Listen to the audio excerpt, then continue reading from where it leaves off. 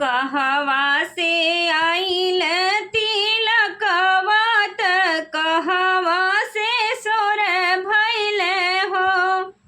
कहवा से आइल तिलकवा त कहवा से सोर भइल हो। के कर चढ़ल तिलकवा त महलया जोर भइल हो। के कर चढ़ल तिलकवा त महलया जोर भइल हो। जनकपुर से आइल तिलकवा अवधपुर सोर भइल हो। जनकपुर से आइल तिलकवा त अवधपुर सोर भइल हो।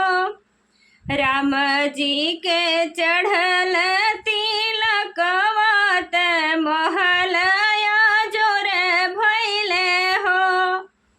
राम जी के चढ़ल तिलकवा त महलया जोर भइल हो।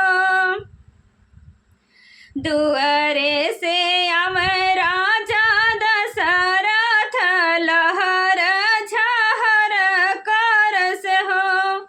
दुआर से आव राजा दशरथ लहर झहरस करस हो।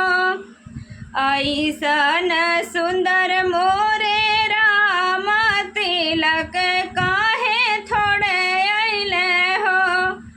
ऐसन सुंदर मोरे राम तिलक काहे थोड़े अइल से हो। कहवा पटकबो मैं थली लोटा कहवा मैं गागर हो। कहवा मैं पटकबो थाली लोटावा त कहवा मैं गागर हो। कहवा छुपैबो अपन दुलरुआ जुरियो नाही भरेला हो।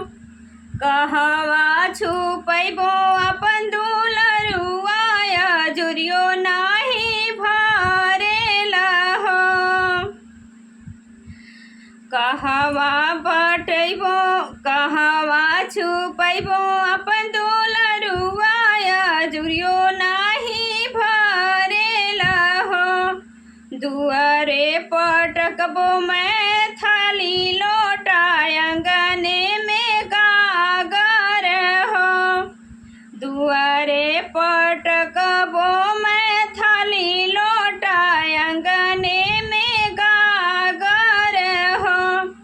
महल छुपैबो अपना राम महल छुपैबो अपन राम जुरियो नाही भरेला हो।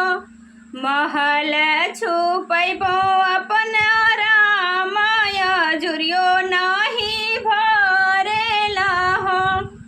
महल छुपैबो अपन दुलरुआ जुरियो नाही भरेला हो। जय श्री राम। ये गीत आप सभी को कैसा लगा प्लीज़ आप लोग से रिक्वेस्ट है कि आप लोग कमेंट बॉक्स में ज़रूर बताइएगा।